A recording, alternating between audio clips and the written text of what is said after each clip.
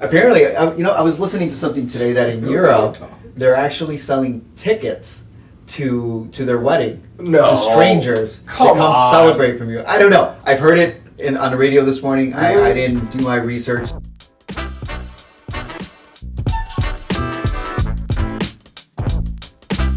Here we are again. Here we are. Until I don't. And I guess today's topic is pretty good for the title of our cast here. I do until I don't. All right, prenups. Prenups. Why is it so relevant? I do till I don't to prenups? Because it helps you plan when you're saying I do in the event that you no longer do, and then you don't, and you want out. So this is some details and conversations generally about prenuptial agreements. Prenups make me nervous. I'm going to open with that because I think prenups are an exercise in predicting the future and in unforeseeable consequences, because we are creating a framework and rules and guidelines today with today's understanding of the future in our lives, but life is unpredictable and long. And so the concern I always have when I'm drafting a prenup is I want to have something that will accommodate the many twists and turns we see in life, but that may not be so draconian and buttoned up that people might find themselves in sticky situations they didn't imagine before they got married. So why don't we dive into Let's do it. the importance of it, right? So what is it? Yeah, what's a prenup? A prenup is a private agreement between two people in contemplation of marriage in which they agree to resolve or predetermine a variety of issues that may become relevant at the time of divorce. So a prenup entered into before the marriage, which requires full disclosure of what you're bringing into the marriage, all of your debts and assets. And in the scope of the prenup, we're going to hammer out things like, well, what happens to support or property division, property classification, attorney's fees. It's actually a very broad set of topics, maybe best defined by what it doesn't include. But a prenup at its core is an agreement between two individuals that should a divorce occur, certain rules and guidelines will be followed. You know, I see it also in simple terms of, not that your version wasn't simple, but it's just It's so boring. a way of saying it creates predictability in the future, right? It's an awkward conversation to have now because you're going into a marriage thinking you're never going to divorce, but you never know what happens. Right. But the way I like to tell people is it gives you some predictability. Yes. It gives you some semblance of surety as to what's going to happen in the future in the event something happens in your marriage and you need to get divorced. It creates predictability in allowing you to move forward and focus on moving forward instead of making it an emotional process. Yes. I agree with you, right? We're creating a set of rules based on today's circumstances, not knowing what could potentially happen. Makes me so nervous. Hundreds of years down the road if you're vampires. Yes. Right? So, and I do want to say that the uncertainty at the time of divorce is a major cause of stress. So a prenup does give you more control, understanding what's going to happen, and likely a degree of confidence that you know how your divorce will go in lieu of, hey, I don't know exactly what's going to happen at trial.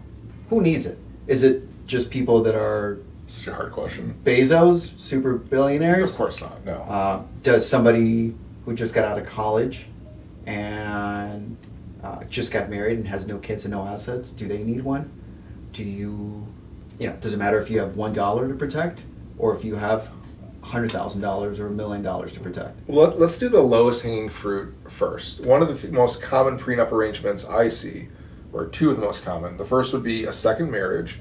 So both parties have a lot of assets. Some may have been acquired in the first marriage, and they just don't want to deal with the complexity of commingling their very separate lives at this point. And so they just want clarity that no matter what they do, their respective estates, their retirement, perhaps their separate residences will stay separate. And I see it very often. That's one. And number two, I see a lot of family money where we have recurring gifts, access to a trust, or large family support, however that might present itself. There are concerns about, does that count as your income for support? Or does your ex have access to it? But that's, at the high level, if you self-identify someone who's on a second marriage or has significant family money, we're probably talking to you. But I don't think that's an all-inclusive list.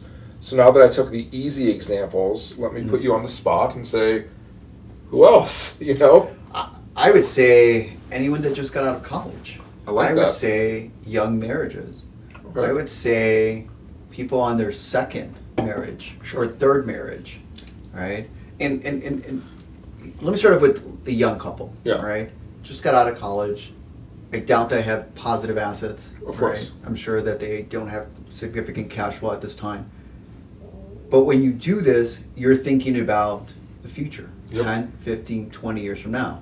So I would say, even if you don't have any money, if you don't have any assets, and you're debt-ridden at this point, think about the future, right? And doing the prenuptial agreement for these young folks is very important because it gives them that predictability in the future on how to avoid arguments or how to resolve differences while you're on amicable terms. I think it's very smart. So I think very that, smart. that would be the one group, right? The young couple. What do you think about person going through their second or third marriage? All the Going time. through prenups. I just think that if we know what we want to keep separate, that's a good starting point. And if there's a good basis to keep it separate, all the better. Especially, this may sound a little crass, but if you spend a lot of time in divorce court, you're on your third marriage, just make it easier on yourself. Like take some stress out.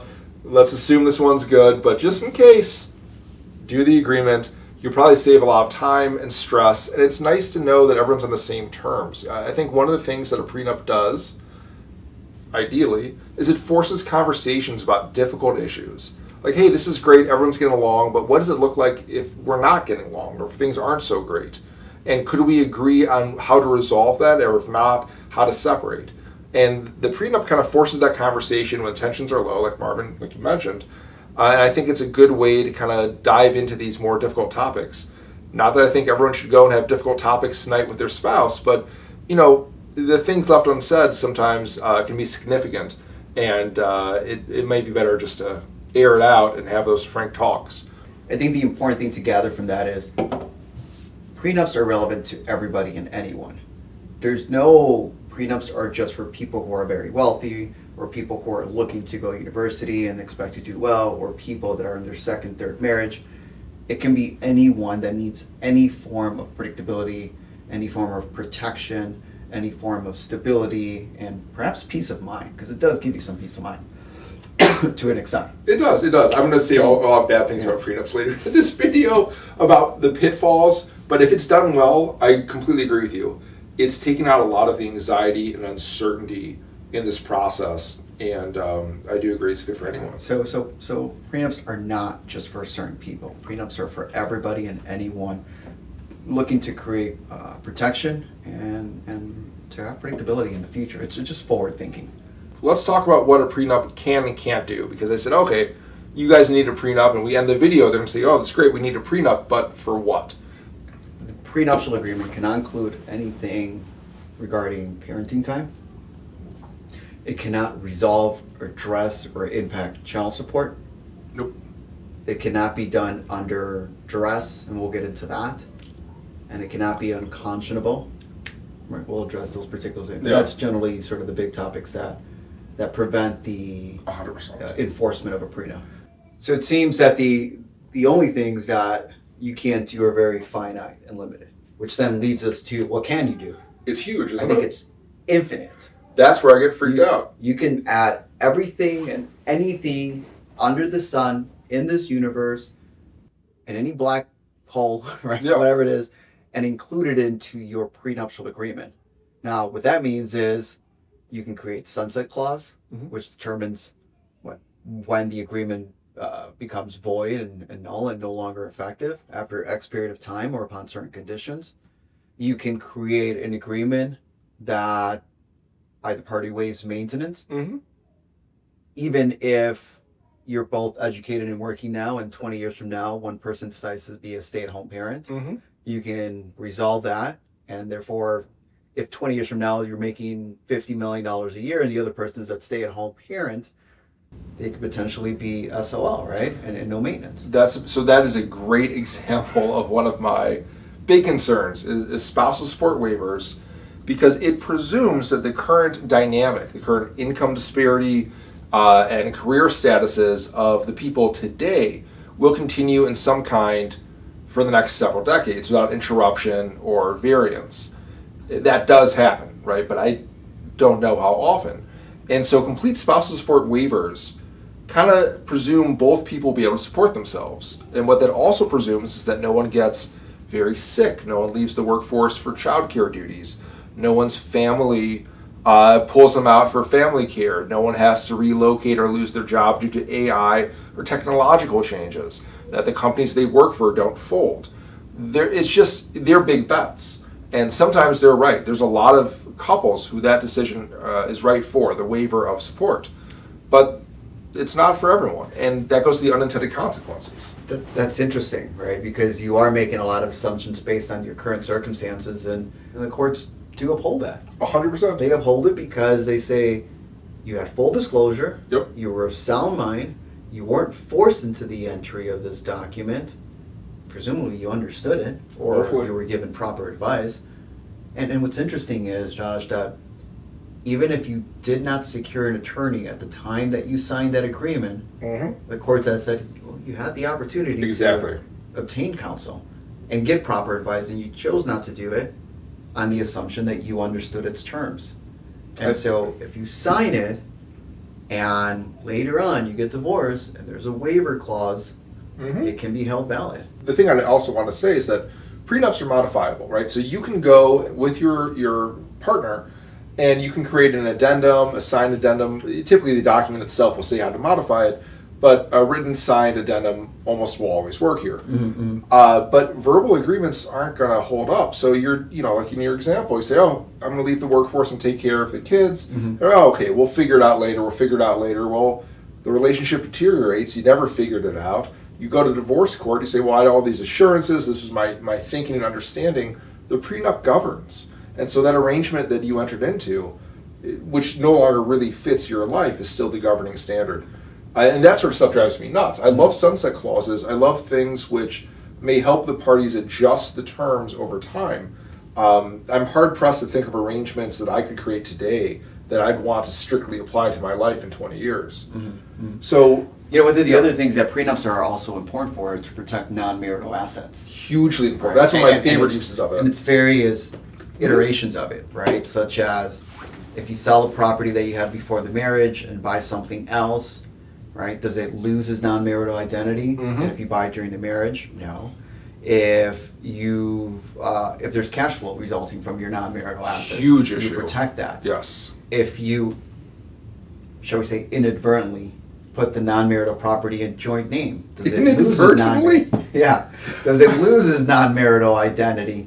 And you can create language in the agreement that still protects it regardless of its change or transmutation, right? To ensure that it always traces back to its non-marital assets. 100%. It kind of goes back to my light touch concerns. What I really want to do is protect the things that need to be protected strongly and firmly, but I don't want to guess too much. If we're not sure about where life's going to take us, let's do the stuff we know for sure will add value.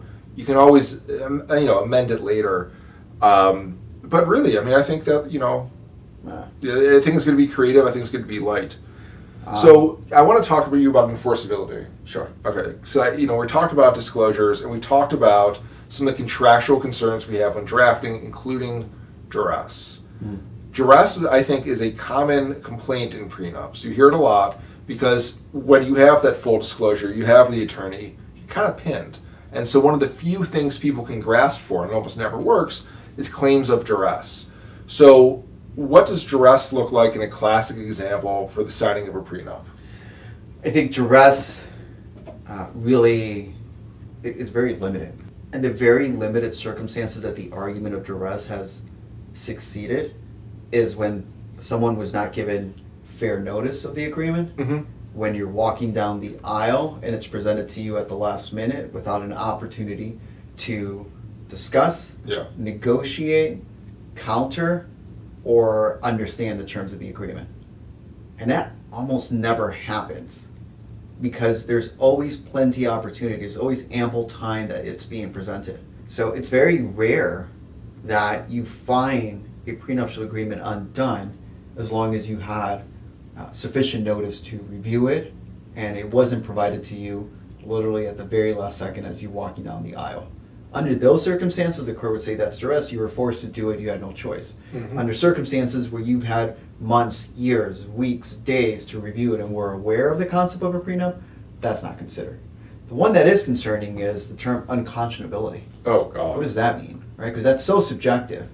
So my understanding, see if I can pull this from my head, an unconscionable agreement is one that's so lopsided or disproportionately favorable to one party that no person in their sound mind would agree to it.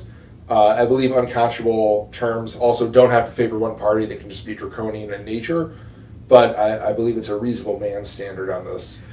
But what happens if you review the agreement and you had counsel to review it, right? How does the court then determine that it's unconscionable? It gets a little bit harder, I think. Yeah. And I think the unconscionability argument kind of goes hand in hand with the disclosure argument.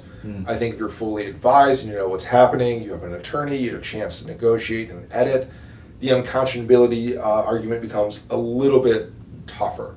So I can't say I've seen that land very often, but I've seen it raised more than a few times. I've seen it raised a lot. Yeah. I've seen the duress argument raised a lot. I've never seen one be successful in those arguments. I've never seen someone say, yes, this person is getting 90% of the marital estate and there's a waiver of maintenance and therefore it's unconscionable. The court has said, well, they reviewed it, they disclosed it, they understood it. No one was forced, there wasn't any duress, right? He made full disclosure of all, as he or she made full disclosure of all the assets. Prenups, the importance of it, right? Yes. It's for anybody and anyone that's looking for some level of certainty Yes. in their future, whether it's protecting non-marital assets, i.e. assets that exist before the marriage, and you want to make sure that it never loses its identity in the future. Yep. It's for addressing and resolving issues in the future of potential maintenance, division of assets and how they're going to be divided, or a reservation of those assets because we never know what path we're going to go down to. 100%. Who is it for? I think it's for all those people. I think it's for, like I said earlier, I do think it helps a lot with subsequent marriages, second, third, fourth, fifth marriages. I think it helps a lot when you have family money, you have family support, trusts, or other things you want to exclude from the marital estate, other sources of non-marital income you want to maintain control over, or, you know, like Marvin said, you want some certainty. You're starting out, you're terrified of divorce, you certainly can't afford the litigation, and so you're not looking to keep something that's not yours, you just need some clarity as to how it's going to go down.